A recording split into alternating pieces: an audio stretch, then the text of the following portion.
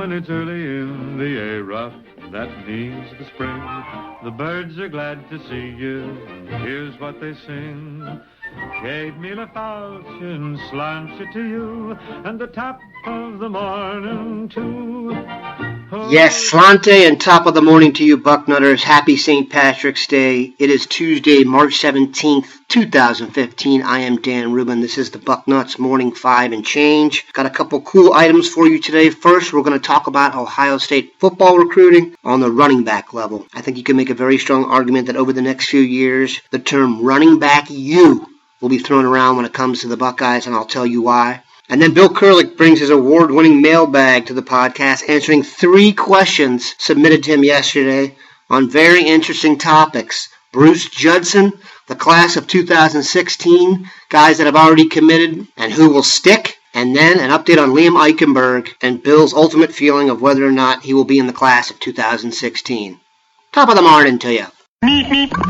You know, a few years ago, there used to be a popular argument on the front row and around, I guess, the eastern area of the side here, where people would argue, what is linebacker U? Penn State claimed it. Ohio State had the stats to back it up at the time, and that was a fun discussion. Penn State's fall off the map for a few years, I think, ended that discussion, but it got me thinking, what is Ohio State going to be known for here going forward? 1, winning, but 2, I do think there's a very good chance Ohio State is about to turn into running back U. Let me explain. One of the most consistent arguments I used to have with Mr. B, or at least one of the main disagreements we had, was he never followed the Buckeyes after college.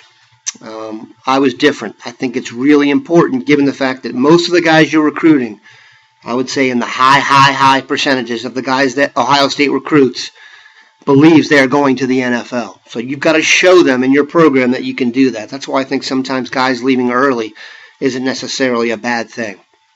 But let's take a look at things. One thing we know is Carlos Hyde, given the the trade of Frank Gore or his exit during free agency to the Colts, the 49ers are going to give the ball to Carlos Hyde plenty this year. You can expect every single fantasy football preview or advice guy to tell you to pick Carlos Hyde. Okay, so there is your NFL marketing for the year, and it should be good. A new name on the scene, a new fantasy guy to pump up stats for everybody out there. Number 2, Ezekiel Elliott's going to be the first running back picked in the draft next year, should everything go according to plan, and I don't see any reason why it wouldn't. So you've got the marketing of him being on the field all year, then being the first running back picked in the draft next year. Then you'll have Kareem Walker, the number 1 running back in the class of 2016, coming into the group, which is also tremendous marketing. Plus, I'm still super high on Curtis Samuel and think he is a future pro when he gets the chance to be the main back. That'll be 2 years into his career, and I think he's got greatness in front of him. So keep this in mind. People say the running back position has been devalued in the NFL, there's no question that's the case. That just means there's fewer spots to get picked higher in the draft. No running back has been picked in the first round for a couple of years. If you're producing the guys who are actually getting the highest draft picks, and that's becoming a devalued position, and there are fewer spots, methinks that's a good thing here in Columbus. Today I go to my mailbag and answer a few questions. First off, what do you make of Ohio State's 2017 commitment, Bruce Judson, visiting Florida? Well, it doesn't surprise me one bit.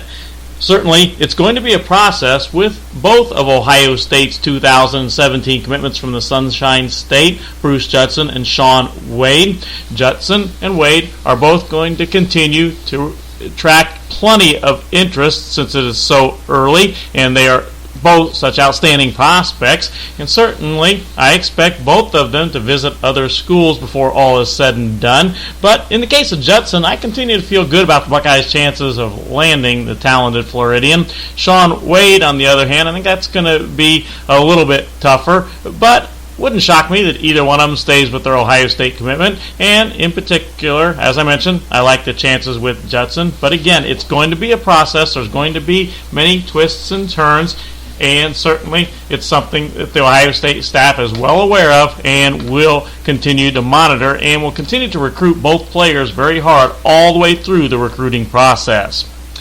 Second, are you worried about any of the 2016 Buckeye commitments wavering on their decisions. Well, of course, Ohio State's off to a very good start, a great start with the class of 2016. They have commitments from 5 Ohioans: George Hill, Jake Hausman, Jonathan Cooper, Tyler Gerald, who of course is now at IMG Academy in Florida, but is in Ohio, and Kier Hawkins. And I feel great about the Buckeyes' chances with all of those prospects. I'd be absolutely shocked if any of them wavered at all on their Ohio State commitments. And in the case of Tyler Gerald, he's already recruiting hard for the Buckeyes with his teammates at IMG. As far as Kareem Walker, the talented running back, country's number one running back prospect from New Jersey, and then Terrell Hall, the great defensive end out of Washington, D.C. I like Ohio State's chances very much to keep both in the class. Walker has really said or done nothing that would indicate he is having any second thoughts at all. I feel great about him. And in the case of Terrell Hall, I've spoken with him again recently, and he said that he still is definitely an Ohio State commitment, and despite schools coming after him still, he's really not wavering at all on his decision. So I feel great, really, overall, about Ohio State's chances to keep all of their 2016 commitments in the class. And finally for today, how do you feel about the Buckeyes' chances with offensive lineman Liam Eichenberg from Cleveland St. Ignatius High School?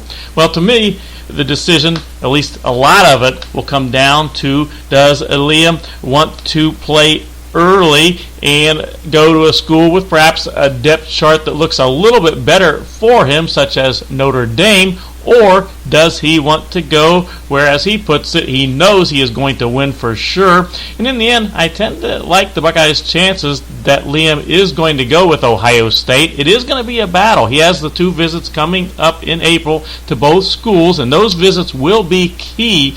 But I tend to like Ohio State's chances with Liam Eichenberg. He's not afraid at all of competition, so I don't think that is a huge worry, although as I mentioned, the depth chart probably looks a little bit better at Notre Dame on the offensive line. And Liam is a winner, and he knows, as I mentioned, Ohio State is the place to go to win national championships and win big. I think in the end that could be the factor that puts Ohio State over the top. And right now, my gut feeling is that Liam does go with the Buckeyes, but as I mentioned, those 2 visits in April are going to be huge for his decision.